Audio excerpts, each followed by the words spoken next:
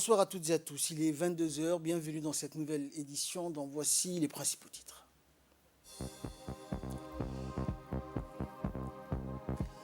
Des fortes précipitations ont eu lieu donc dans la capitale et les régions du nord du pays. La météo prévoit que la situation pluvieuse perdurera également ce soir et dans la journée de demain.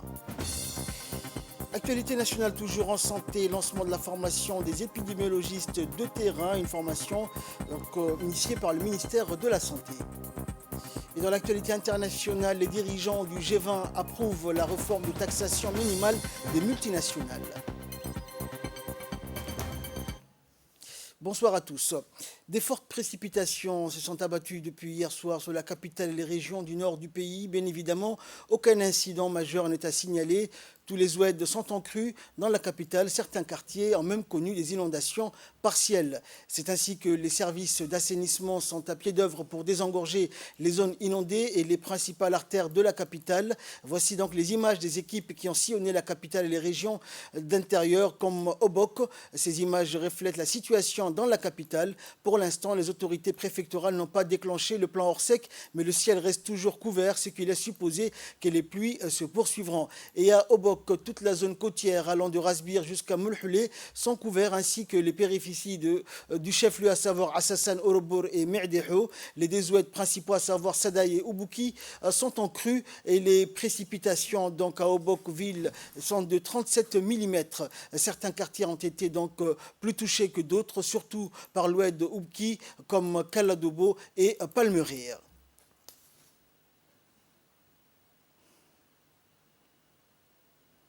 Et suite aux fortes précipitations et aux fortes pluies qui se sont abattues sur la capitale, le ministre de la décentralisation, Kassim Haroun Ali, accompagné de la maire de la ville de Djibouti, Fatouma Awali Ousmane, s'est déplacé donc dans les quartiers les plus touchés de la capitale pour constater les dégâts causés par les rafales de vent et de pluie et faire l'état des lieux et agir en conséquence. En effet, la capitale Djibouti est depuis hier le théâtre de fortes pluies accompagnées de vents violents, provoquant ainsi des inondations partielles et quelques dégâts matériel. C'est dans ce contexte que le ministre et la maire ont sillonné à pied les quartiers populaires et rendu visite aux familles vulnérables ainsi afin de leur apporter le réconfort et le soutien nécessaire. Les autorités ont débuté leur inspection en discutant avec les habitants et en s'enquérant donc de leur situation. Ces autorités donc ont parcouru plusieurs des zones touchées par la pluie, discutant, rassurant et inspirant confiance aux gens. Le ministre Kassim Haroun a affirmé aux familles touchées par les inondations que la mobilisation et le soutien total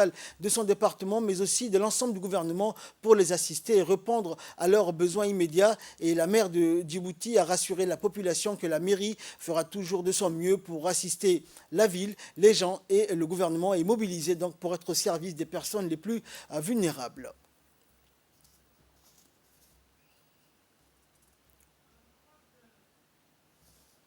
Et les Djiboutiens se sont réveillés ce matin les pieds dans l'eau, comme déjà annoncé par la Direction générale de la météorologie. La pluie a débuté hier soir vers 23h30, des averses qui ont touché donc la ville de Djibouti et qui depuis hier soir provoquent des inondations partielles dans certains quartiers populaires de la capitale et les principaux axes routiers. Plusieurs quartiers de la commune de Boulaos sont envahis également par les eaux de pluie, situation qui, comme chaque année, suscite le désagrément des habitants. Ainsi, pour remédier à cette situation, l'Office national des eaux et de l'assainissement de Djibouti, l'ONEAD, a dépêché sur les lieux des agents et plusieurs équipements munis de pompes à eau et de camions-citernes. Les agents de l'ONEAD ont travaillé d'arrache-pied afin de débloquer les routes et les grands axes de la capitale. À travers ces procédés techniques, de nombreux égouts ont été débouchés. D'autres institutions, comme la police nationale ou encore la protection civile, se sont également mobilisées, procédant à des activités d'épurement, parmi lesquelles la préfecture de la ville de Djibouti, qui en collaboration avec l'ONEAD s'est engagée à mettre à la disposition de certains quartiers en hommes et matériel, comme ici donc à Enguela, une des zones les plus touchées par les problèmes d'inondation.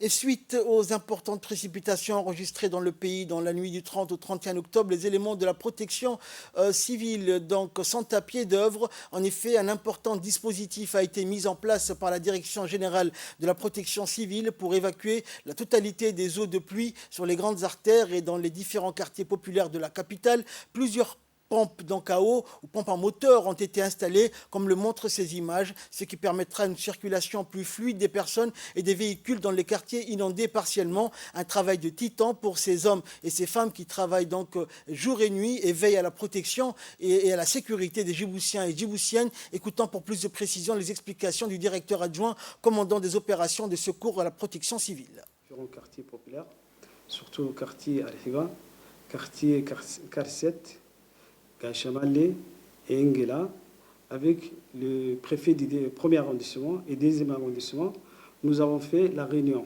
La réunion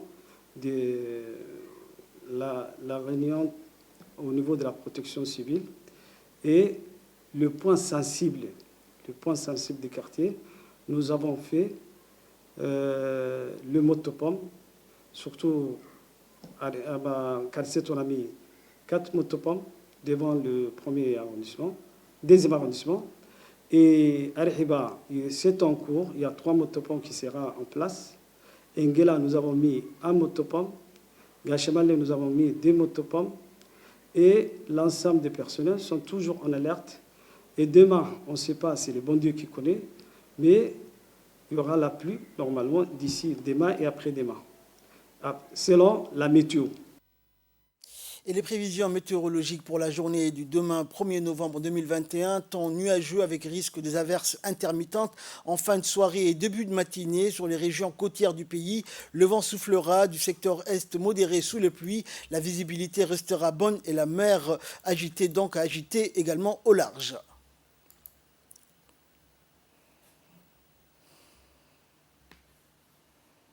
Ce sont les pluies d'hiver, les pluies d'octobre et novembre qui normalement devraient être commencées en début de ces mois, qui ont commencé en retard. Et donc, quant aux prévisions de demain, de la journée du 1er novembre 2021, le temps sera nuageux avec risque d'averses intermittentes en fin de soirée et en début de matinée sur la région côtière. Les pluies enregistrées aujourd'hui, le 31, à Djibouti-Ville, on a enregistré 21 mm, Tadjoura aussi 40 mm, Sagalou 20 mm, Daï 32 mm. Ce sont les régions côtières, à savoir Djibouti-Ville, Tadjoura et Obok. Donc Daï 32, je disais Rwanda 90 mm, c'est la région qui a enregistré plus de pluie.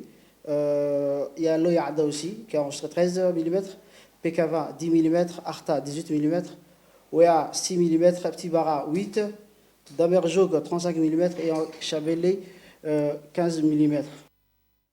Dans le reste de l'actualité, le ministre de la Santé, Dr Ahmed Roblé, a présidé la cérémonie de lancement de l'atelier de formation des épidémiologistes de terrain qui s'est déroulé dans la salle de réunion du ministère de la Santé. Cette première cohorte concerne plus de 200 futurs épidémiologistes qui suivront une formation accélérée durant plusieurs mois en vue d'acquérir les compétences fondamentales utilisées dans la surveillance épidémiologique de première ligne. En effet, les futurs épidémiologistes de terrain seront formés et outillés pour contribuer à l'amélioration de la détection, de la notification et de la rétroaction des maladies en République de Djibouti. Cette importante formation s'est concrétisée avec les concours précieux de plusieurs partenaires tels que le Réseau africain d'épidémiologie de terrain AFNET, l'IGAD, l'OMS et le CDC Atlanta, qui est le centre de prévention et de contrôle des maladies basé aux États-Unis.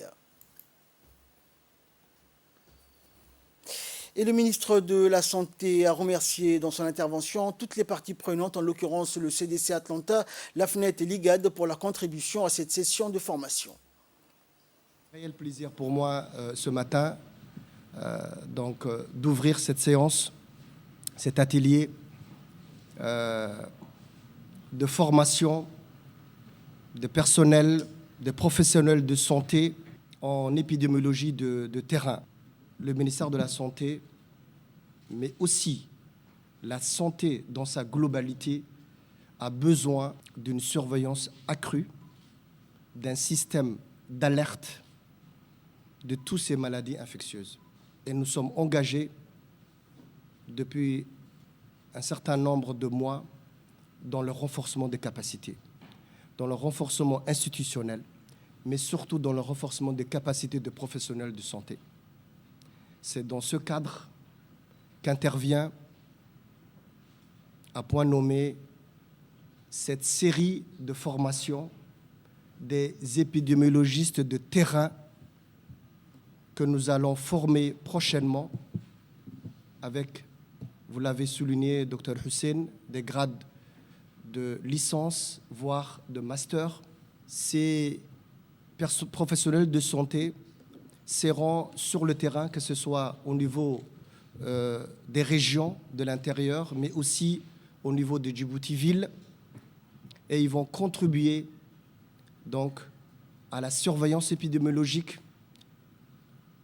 Ils vont contribuer aux collectes de données qui sont très très utiles pour suivre les maladies, mais aussi mettre en place les programmes de santé publique. Sans plus tarder, je ne vais pas être lent.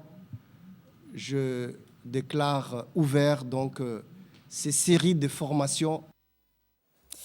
Le ministre de l'Éducation nationale, Moustapha Mohamed Mahmoud, et le président de la Fédération djiboutienne d'athlétisme, Saïd Ismail, ont parrainé la cérémonie de signature d'une convention de partenariat qui s'est déroulée au siège du MENFOP en présence des cadres des deux institutions. La convention a pour objectif de conjuguer les efforts du MENFOP et de la FDA pour détecter les talents dès leur plus jeune âge, ce qui ouvrira la voie à la préparation de ces jeunes pour qu'ils puissent être performants au niveau national, régional et international. Le ministre Moustapha Mohamed Mahmoud s'est dit fier de signer cette convention de partenariat avec la FDA qui va apporter un appui formidable pour identifier et détecter les talents parmi les élèves dans les établissements scolaires. Les potentialités se remarquent dès le plus jeune âge et il y a des enfants et des talents insoupçonnés qui doivent être détectés et préparés pour en faire des champions du monde, a-t-il indiqué. Le ministre a rappelé que notre pays est un vivier de champions dans l'athlétisme et cela doit être valorisé pour faire ressortir les vocations dans le cadre du sport scolaire.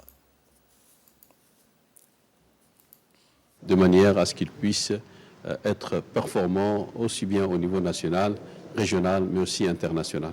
Donc notre objectif, c'est vraiment de favoriser et de promouvoir les viviers qui existent dans les établissements scolaires, dans les cadres de sport scolaire que nous lançons chaque année, détecter donc les viviers, promouvoir ces viviers-là, de manière à ce que notre pays puisse rayonner au niveau international dans tous les sports, et notamment et plus précisément l'athlétisme, qui est un atout, comme l'a dit le président de la fédération, qui est un atout pour Djibouti.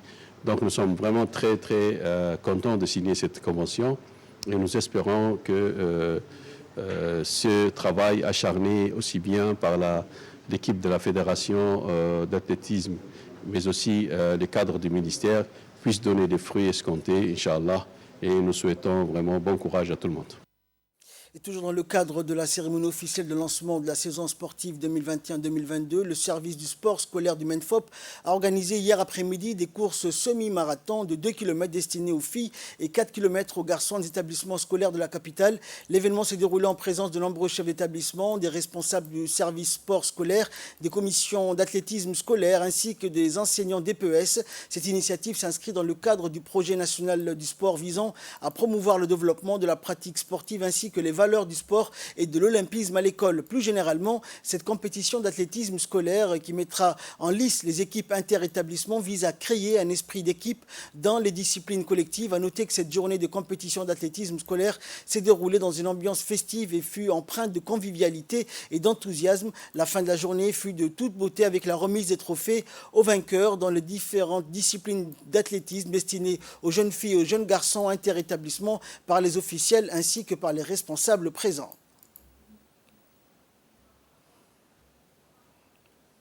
Et dans le cadre du championnat scolaire de l'enseignement moyen et secondaire, le service des sports et de la culture du ministère de l'Éducation nationale de la formation professionnelle a organisé hier une cérémonie de lancement officiel de la saison sportive 2021-2022. Le secrétaire général du ministère de l'Éducation nationale, Mohamed Abdallah Mahyoub, a parrainé officiellement la saison sportive dans la salle de gymnase du lycée de Djibouti. De nombreuses personnalités, dont le directeur général de l'enseignement, la directrice de l'enseignement public, le chef du service des sports sport et de la culture scolaire ont pris part à l'événement. De nombreux chefs d'établissements scolaires, les responsables des équipes de football, les commissions du sport scolaire ainsi que des enseignants d'EPS étaient également aux premières loges. L'événement fut riche en couleurs avec des animations culturelles qui ont donné donc le la de la saison sportive qui s'est ouverte par un match de gala handisport entre deux équipes féminines. La journée a démarré par une finale de haute volée entre les équipes féminines de handball du collège Boulaos et de Gabod, respectivement championnes et vice-championnes de la saison dernière. Encore une fois, la victoire est revenue aux jeunes filles du collège de Gabod. La journée s'est poursuivie par des animations culturelles, puis un match de gala opposé les équipes masculines de handball des lycées de Djibouti et de Balbala.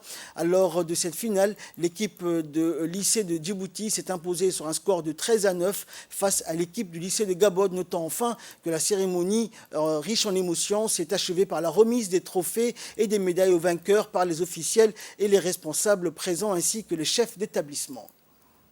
Victoire pour moi, c'est parce que mon équipe de handball a remporté une victoire, ainsi que l'équipe de l'athlétisme qui se sont classés 2e, 4e et effectivement 6e.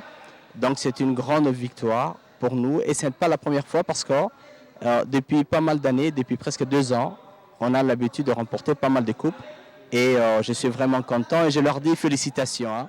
Félicitations à toutes mes élèves et ainsi que toutes les équipes et surtout les préparateurs, l'équipe de PS, des profs de PS qui ont travaillé jour et nuit pour pouvoir sélectionner, faire une sélection type et ils ont réussi. Je leur dis également félicitations à cette équipe de PS. En nouvelle nationale, toujours, la maire de la ville de Djibouti, Fatouma Awal Ousmane, a organisé ce matin une importante réunion de travail concernant la gestion rationnelle des fontaines publiques et les voies et moyens pour parvenir à un branchement individualisé. Cette réunion de travail a eu lieu dans la salle de réunion de la mairie de la ville de Djibouti et a vu la participation, outre de la maire, du préfet de la capitale, des présidents des communes, du sous-préfet du 3e, 4e et 5e arrondissement et des usagers des bornes fontaines.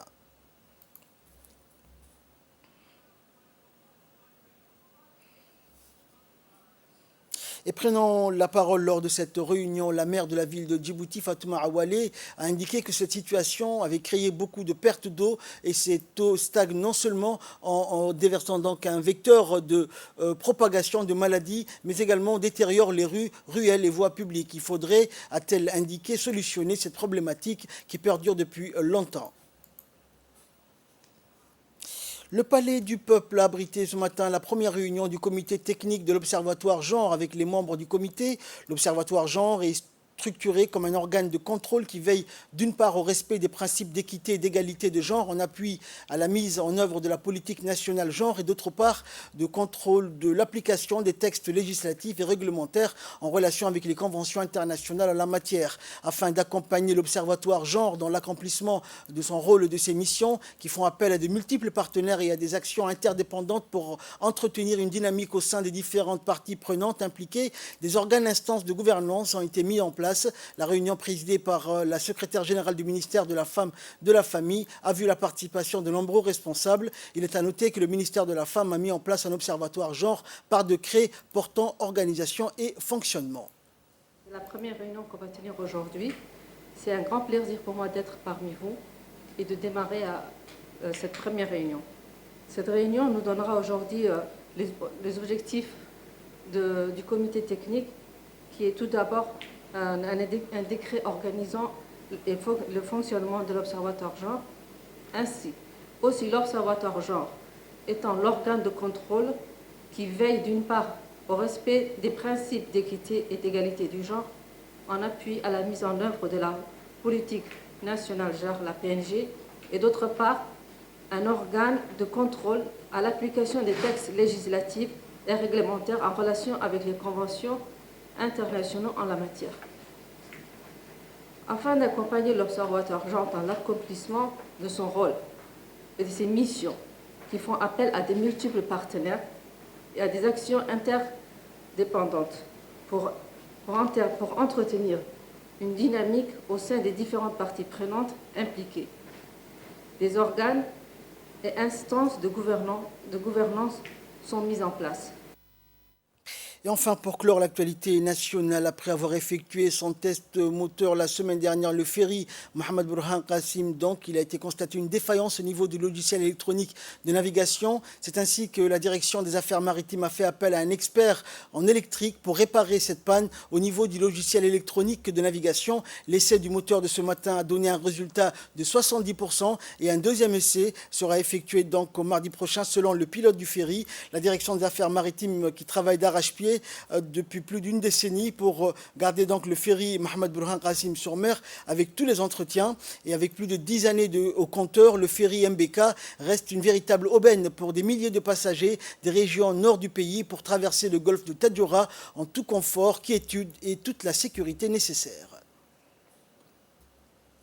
Et de là, nous passons à l'actualité internationale. C'était dans le titre de cette édition. Les dirigeants du G20 approuvent la réforme de taxation minimale des multinationales. Après moult marchandages et concessions, les chefs d'État et de gouvernement du G20 ont donné hier à Rome l'ultime feu vert à une réforme fiscale historique qui ambitionne de mettre fin aux paradis fiscaux, mais qui ne va pas assez loin au goût de certains pays en développement. Sous l'égide de l'OCDE, au total, 136 pays représentant plus de 90% du PIB mondial s'étaient engagés début octobre à taxer de manière plus équitable les multinationales et à instaurer un taux d'impôt minimal mondial de 15% à partir de 2023. Ce feu vert annoncé par la secrétaire américaine au Trésor, Janet Yellen, sera formalisé dans le communiqué final du G20 ce soir. Le premier volet de cette réforme qui consiste à taxer les entreprises là où elles font leurs profits, indépendamment de leur siège social, se heurte notamment à de fortes réticences au Congrès américain, car cette mesure frappe surtout les géants d'Internet américains, les fameux GAFA, acronyme désignant Google, Amazon,